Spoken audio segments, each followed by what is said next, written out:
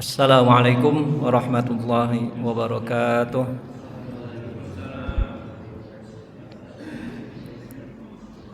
Alhamdulillah, alhamdulillahilladzi hadana li hadza wa ma kunna linahtadiya laula an hadanallah. Asyhadu an la ilaha illallah wahdahu la syarikalah wa asyhadu anna sayyidana Muhammadan abduhu wa rasuluhu la nabiyya ba'dah. Qala Allah Ta'ala fi kitabihil karim. A'udzu billahi minasyaitonir rajim. Bismillahirrahmanirrahim. Tabarakalladzi biyadihil mulk wa huwa ala kulli syai'in qadir. Alladzi khalaqal mauta wal hayata liyabluwakum ayyukum ahsanu amala wa huwal azizul ghafur.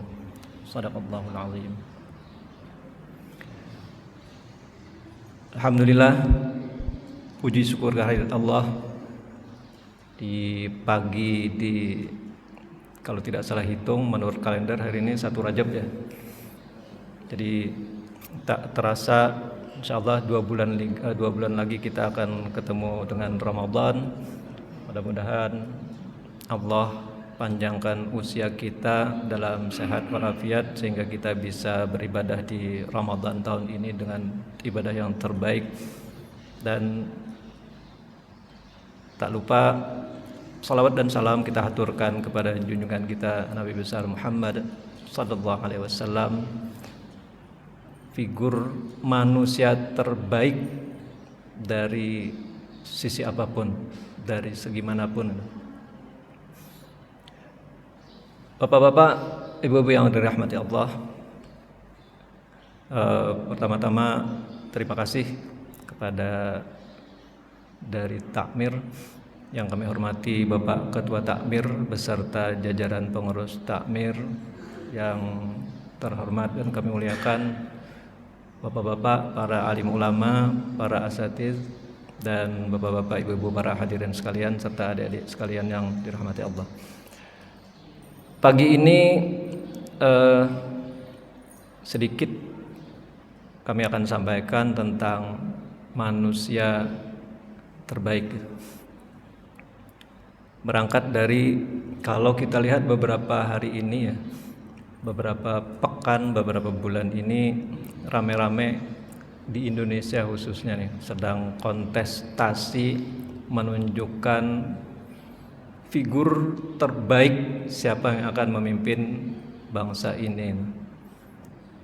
Baik itu terbaik menurut mereka masing-masing, menurut diri sendiri, ataupun menurut para pendukungnya, menurut para pengamat, bahkan siapapun punya hak untuk menilai siapa yang terbaik, siapa yang pantas memimpin negeri ini.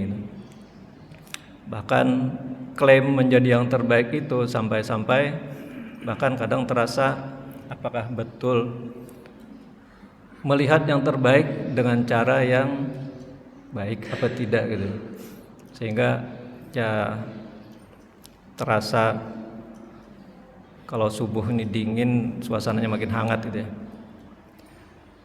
Atau kalau dalam beberapa bulan yang lalu juga ada kontestasi yang menunjukkan bahwa yang terbaik itu adalah dari sisi fisik katanya.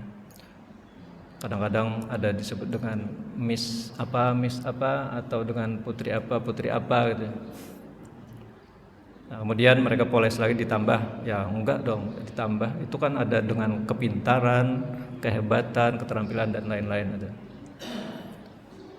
Nah, pagi ini kita akan mencoba melihat beberapa kutipan hadis terutama.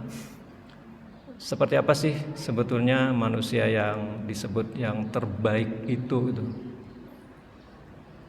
Apakah orang yang paling pintar, orang yang paling tampan, orang yang paling kuatkah fisiknya, atau yang punya keterampilan atau prestasi terbaik? Baik.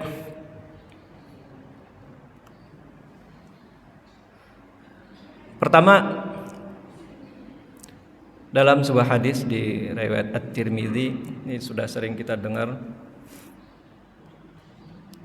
khairun nas man tala umruhu wa hasuna amaluhu. Sebaik-baik manusia adalah siapa yang panjang umurnya dan baik amal perbuatannya. Jadi di sini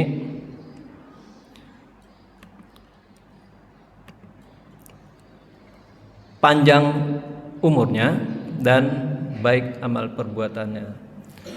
Kita tahu bahwa tidak semua orang bisa punya usia panjang. Mungkin ya saya termasuk yang belum tahu karena belum sampai menuju tua. Beruntung yang sudah tua sudah mengalami satu syarat ini, paling tidak secara usia dan umur waktu sudah sampai gitu. Tapi buat yang muda-muda, belum sampai di sini dong.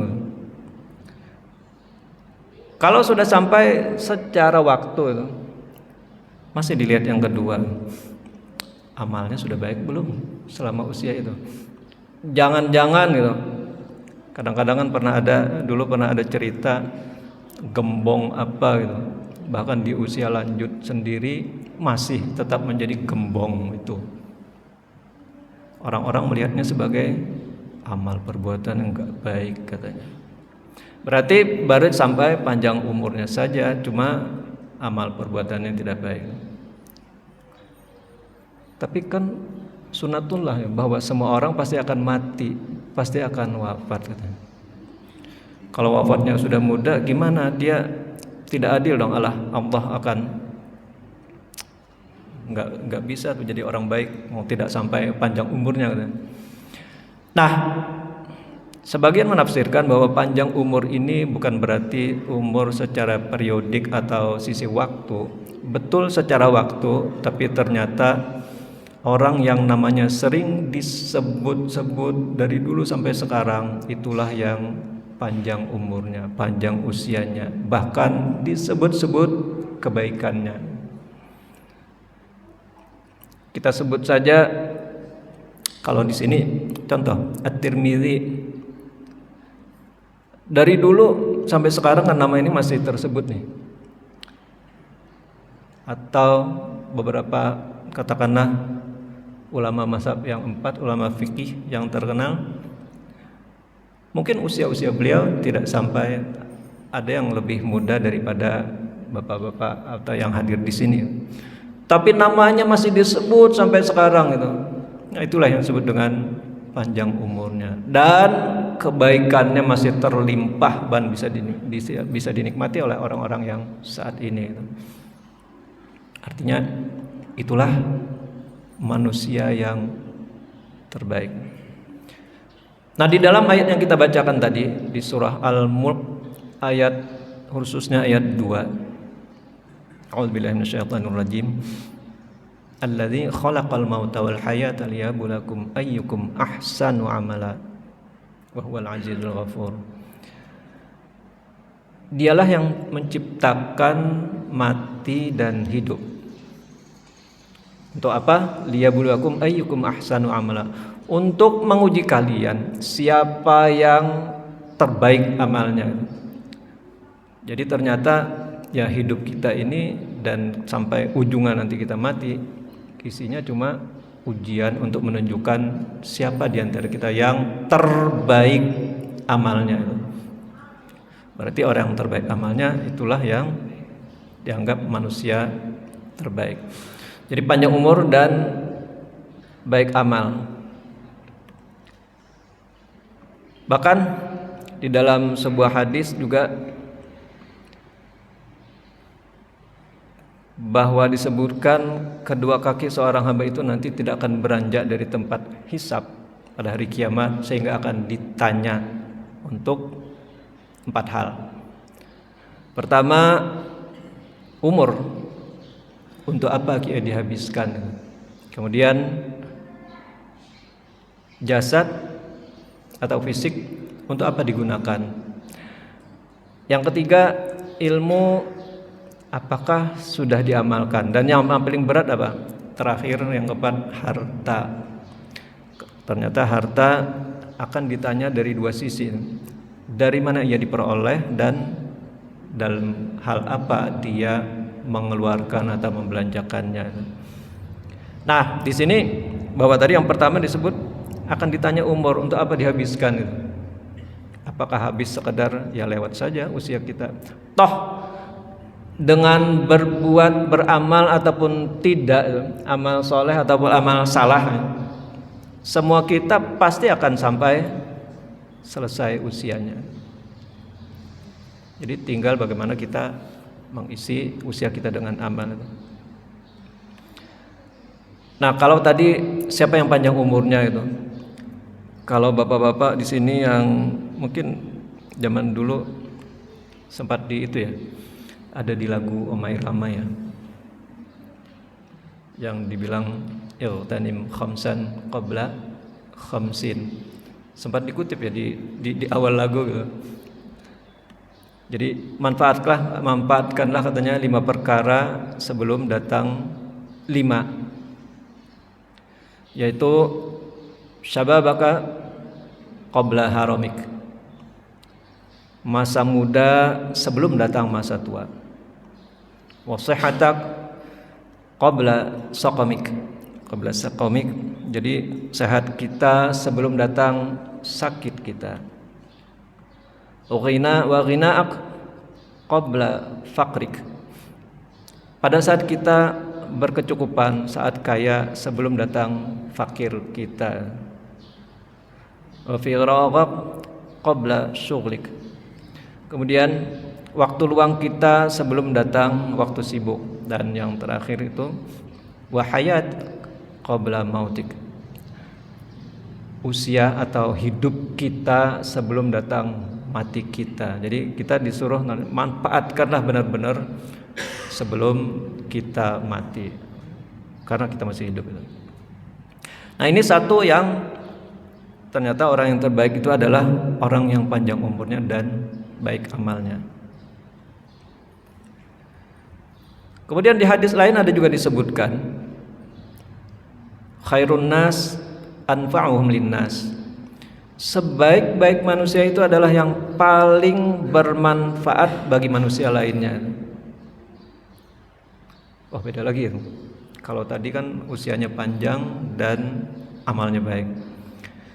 Kalau sekarang disebut orang yang terbaik adalah yang paling bermanfaat bagi manusia lainnya. Ya, lawannya manfaat mudarat ya. Artinya semakin banyak mudarat berarti semakin tidak baik orang itu. Mungkin kita bisa ukur-ukur kita lah. Kira-kira buat orang lain, orang merasakan manfaatnya enggak adanya kita itu. Kalau ternyata adanya kita malah dihindari, wah enggak ada gunanya, tidak ada kamu tak beda katanya. Itu artinya manfaat kita tidak terasa oleh orang. Seakan-akan kita belum punya manfaat, sehingga kapan kita bisa menjadi manusia terbaik kalau belum bisa mendatangkan manfaat orang lain. Di sini tidak disebutkan manfaat dari sisi apa sih? Artinya semua hal yang itu bisa berguna buat orang lain, yang itu hal yang baik, maka itulah manfaat. Tidak harus berupa orang yang pintar saja yang punya manfaat. Yakinlah bahwa semua orang punya hal yang bisa dimanfaatkan oleh orang lain gitu. Yang punya kekuatan fisik ya dengan fisiknya, yang punya kecerdasan dengan kecerdasannya, mungkin yang pintar pidato dengan pidatonya, yang pintar nyanyi boleh dengan nyanyinya, atau mungkin yang ya sekedar tidak bisa apa-apa tapi sekedar menemani orang, tapi kehadirannya itu membuat orang jadi tenang. Itu pun semua ada manfaatnya. Nah, jadilah orang yang terbaik dengan paling bermanfaat bagi manusia lainnya. Di surah Al-Mu'minun ayat 115 disebutkan, A'udzubillahi minasyaitonirrajim. Afa hasibatum annama khalaqnakum abatsan wa annakum ilaina la turja'un. Maka apakah kamu mengira bahwa sesungguhnya kami menciptakan kalian secara main-main saja dan bahwa kamu tidak akan dikembalikan kepada kami? Jadi kita itu diciptakan bukan sekadar main-main, tapi ada, yuk buatlah hal yang bermanfaat buat orang lain. Bahkan di salah satu ayat yang lain disebutkan juga, wa ma khalaqatul jinna wal ins illa liya'budun, bahwa aku ciptakan jin dan manusia itu kecuali untuk menyembah kepadaku. Jadi tidak diciptakan jin dan manusia kecuali untuk menyembah kepada Allah. Nah, di sini bagaimana cara beribadah kepada Allah? Liya'budun, dengan segala macam perbuatan yang bermanfaat, baik secara langsung ibadah kepada Allah maupun kepada sesama manusia. Tadi usia panjang, amalnya baik, kemudian banyak manfaatnya buat orang lain. Di hadis yang lain juga disebutkan, inna min khiyarikum ahsanakum akhlaqa, sesungguhnya yang terbaik di antara kalian adalah yang terbaik akhlaknya. Nah, kalau tadi panjang usia, amalnya baik, kemudian manfaat buat orang lain. Di sini disebutkan juga bahwa ternyata orang yang terbaik itu adalah yang terbaik akhlaknya. Kalau kita ingat, Nabi SAW diutus tidak lain adalah untuk keutamaan akhlak yang mulia. Beliaulah contoh teladan yang terbaik. Seperti apa sih akhlak yang terbaik itu? Kalau kita ingat, guru kita Pak Kiai Faisal sering menyebutkan akhlak itu katanya satu akar kata dengan khalaqa, dengan sang khalik. Artinya akhlak, atau sering kita sebut dengan budi pekerti atau tingkah apa, kadang-kadang disempitkan dengan tingkah laku atau adab, itu tidak lain adalah apa yang harus dilakukan sesuai dengan kehendak sang pencipta, sang khalik. Karena tadi satu akar, jadi kita sebagai yang diciptakan, akhlak itu harus sesuai dengan kehendak sang khalik. Nah, akhlak yang baik seperti apa sih? Semua hal. Bisa akhlak kita kepada Allah, akhlak kepada sesama manusia, akhlak kepada alam semesta, akhlak kepada lingkungan, punya aturan sendiri-sendiri, punya acuan masing-masing. Jadi bukan hanya akhlak itu hanya kepada sesama manusia saja. Bahkan kepada benda mati pun kita harus punya akhlak. Kenapa sih ada ayat mengatur ya jangan berbuat kerusakan ya? Karena ya ada akhlaknya, itulah yang diminta sang khalik buat kita sebagai makhluk untuk menjaga, contohnya misalkan kelestarian lingkungan.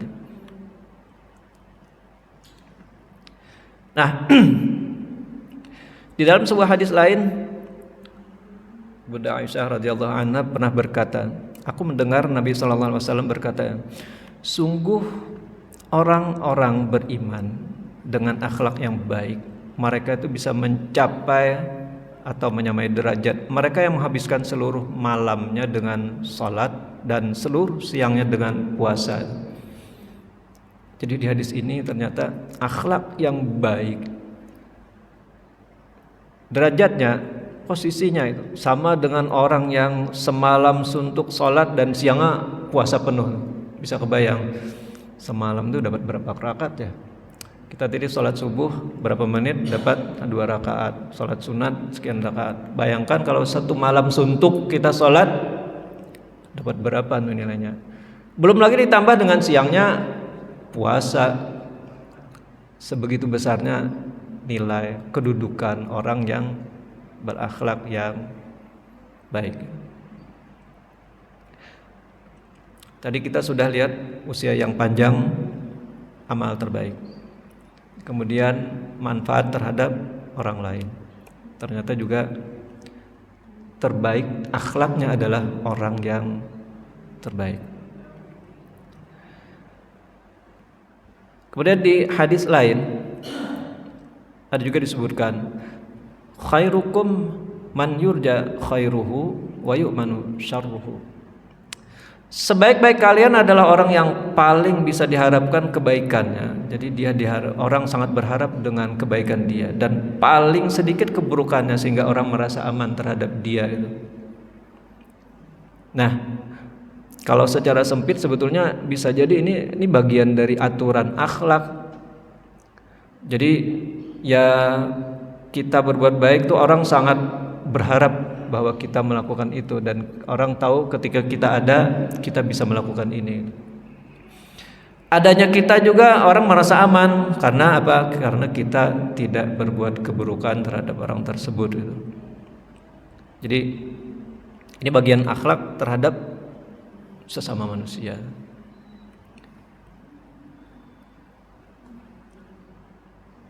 Nah, jadi sudah ada berapa tadi? Panjang usia, penuh manfaat buat orang lain. Kemudian panjang usia, amalnya baik, bermanfaat kepada orang lain. Kemudian akhlaknya baik. Bagian dari akhlak juga antara lain adalah dia orang begitu dekat selalu mengharapkan, oh ini orang baik nih, dia pasti akan berbuat baik, sehingga ya tidak akan terganggu saya begitu ada di dekat dia. Di hadis lain juga disebutkan dari Utsman radhiyallahu an, Nabi bersabda, khairukum man ta'allama al-Qur'ana wa 'allamah. Sebaik-baik orang di antara kalian adalah orang yang belajar Al-Qur'an dan mengajarkannya. Oh, ada lagi nih orang baik dengan hal yang lain. Kalau tadi sudah panjang usia dan amalnya baik, kemudian juga dia manfaat kepada orang lain, kemudian dia berbuat baik dan orang aman dari gangguannya. Sekarang orang yang terbaik itu juga adalah orang yang belajar Al-Quran dan mengajarkannya. Ini ada di belakang dan mengajarkannya. Artinya syarat pertama mau tidak mau kita mesti belajar Al-Quran dulu, baru bisa mengajarkannya. Bagaimana kita mau masuk ke mengajarkannya agar dapat menjadi yang terbaik kalau kita belum belajar. Nah, mumpung tadi sepanjang usia kita adalah lahan untuk kita berbuat baik, siapa yang terbaik amalnya, maka teruslah kita untuk belajar dan mengajarkannya. Kalau kita belajar Al-Quran, kan mau tidak mau belajar dari huruf-hurufnya dulu, baca katanya.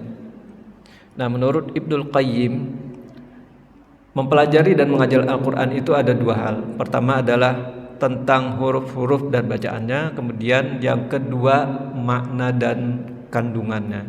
Nah, yang kedua inilah yang dimaksud bahwa tujuan dari mempelajari Al-Quran, bukan sekedar baca lepas.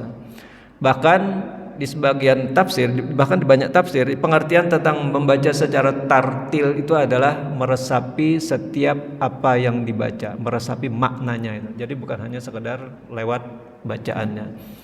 Sehingga dengan demikian apa yang ada di Al-Quran kita bisa menerapkannya atau mempraktekkannya. Di dalam sebuah hadis, Bunda Siti Aisyah radhiyallahu anha bahkan pernah ditanya, seperti apa sih akhlak Nabi itu?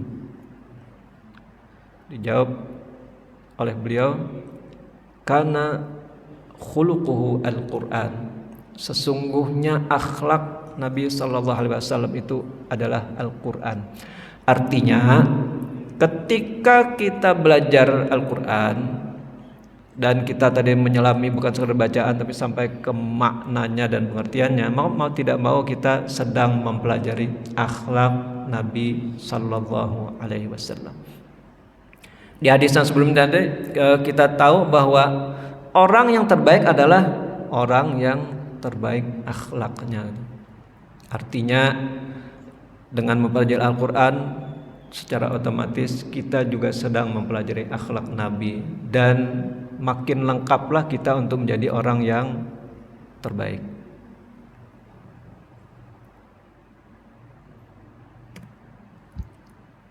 Ada lagi di hadis lain disebutkan, fa inna min khiyarin nas ahsanahum qada'a. Sesungguhnya sebagian dari orang paling baik adalah yang paling baik dalam membayar utang. Nah, ini ada lagi. Mungkin kalau disebut, oh ini bagian dari akhlak, iya, akhlak. Ternyata ada yang lebih khusus lagi dalam membayar hutang. Itu pun juga disebut sebagai orang yang terbaik. Kita tahu kadang-kadang ketika berhutang rasanya seperti kejatuhan durian ya, atau wah dapat sesuatu yang besar gitu. Tapi begitu disuruh bayar rasanya seperti kerampokan katanya. Padahal itu adalah kewajiban kita untuk membayar. Saking beratnya ya terasa seperti itu ketika membayar utang. Makanya orang yang bisa paling baik membayar utang, maka dia adalah orang yang terbaik juga gitu. Kita tahu bahwa Nabi sering kali berdoa. Yang sering kita lakukan juga doanya antara lain,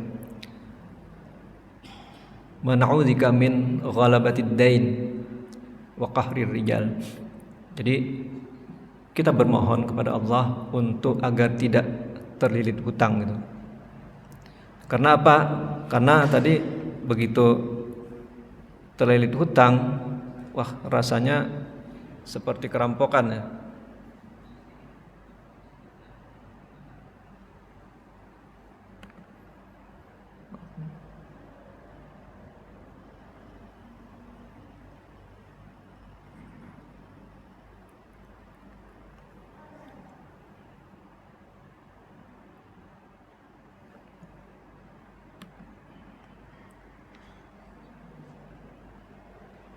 Maaf, macet.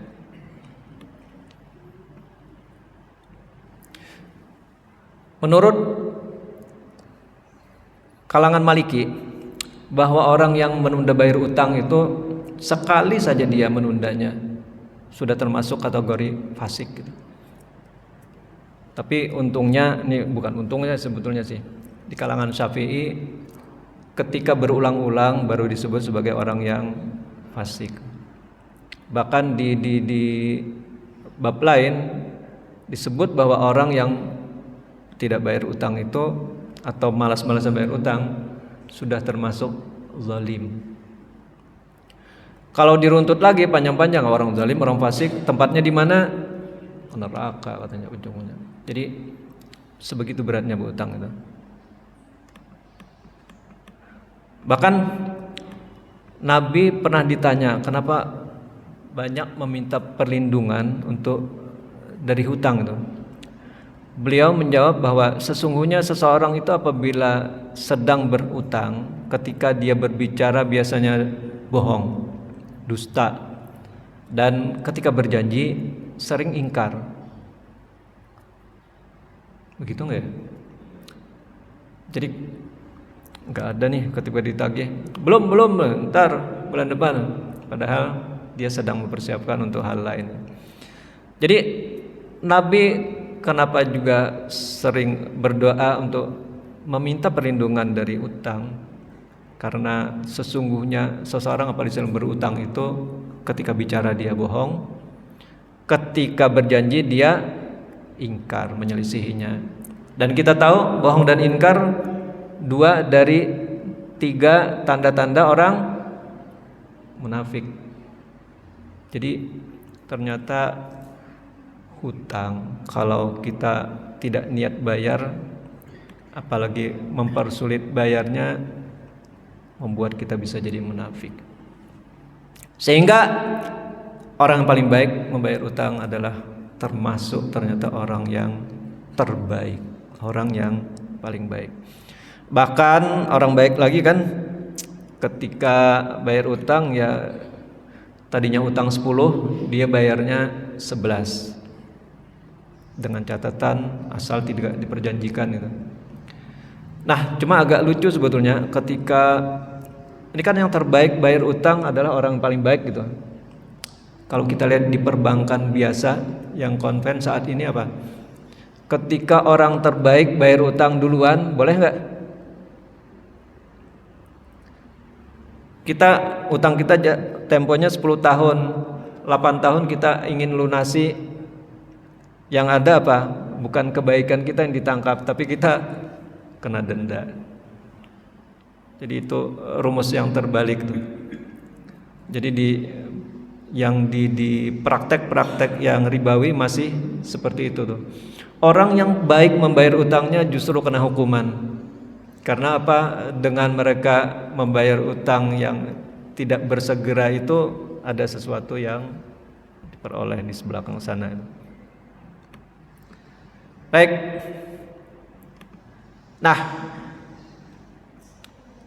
orang terbaik lainnya adalah khairukum li ahli wa ana khairukum li ahli. Nabi SAW bersabda, sebaik-baik kalian adalah yang paling baik terhadap keluarganya, dan aku adalah yang paling baik terhadap keluargaku. Kalau tadi kita bicara orang lain, bisa siapa saja. Sekarang di lingkungan terkecil pun ternyata ada tempat kita untuk menjadi orang terbaik kalau kita baik terhadap keluarga kita. Ayah sayang kepada ibu, sayang kepada anak-anak, dia selalu berbuat baik. Anak juga selalu baik kepada orang tuanya. Tapi ada yang mungkin suami yang tidak suka. Salah satunya adalah suami tidak suka istri yang mencari uang. Karena apa? Dimanapun suaminya menyembunyikan, selalu ketemu katanya. Itu istri yang suka mencari uang, ternyata tidak disukai suami ya. Dimanapun ditaruh katanya dia dapat mencarinya. Baik. Nah, seluruh kebaikan-kebaikan tadi, orang yang terbaik semuanya ada di figur Rasulullah SAW. Dan salah satunya di sini adalah bahkan beliau bersabda yang terbaik terhadap keluarganya, dan beliaulah orang yang paling baik terhadap keluarga.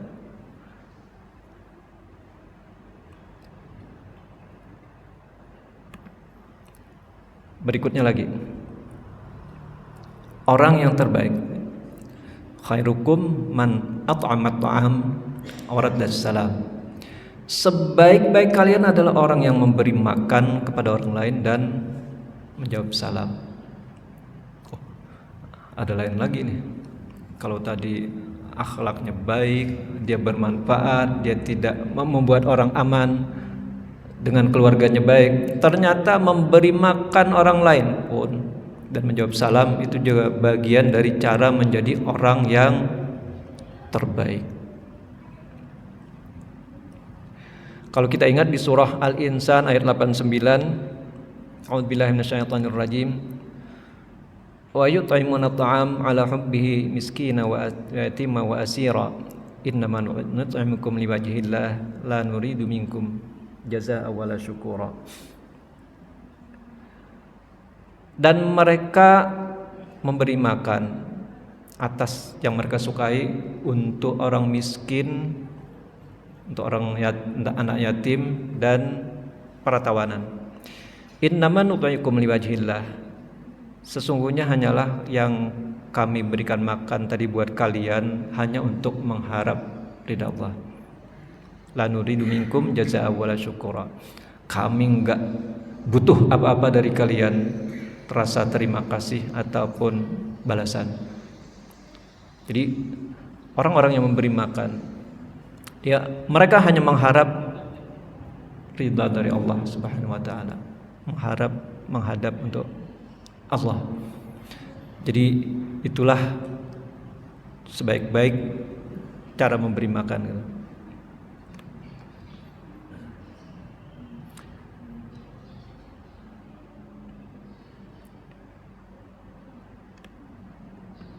Nah,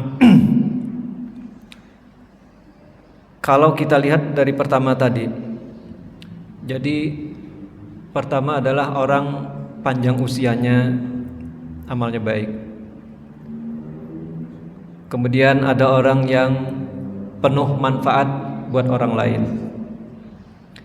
Ada lagi orang yang kebaikannya selalu melekat di dia sehingga orang suka, pasti begitu dekat dia akan berbuat baik dan orang jauh dari keburukan dan merasa aman di dekatnya.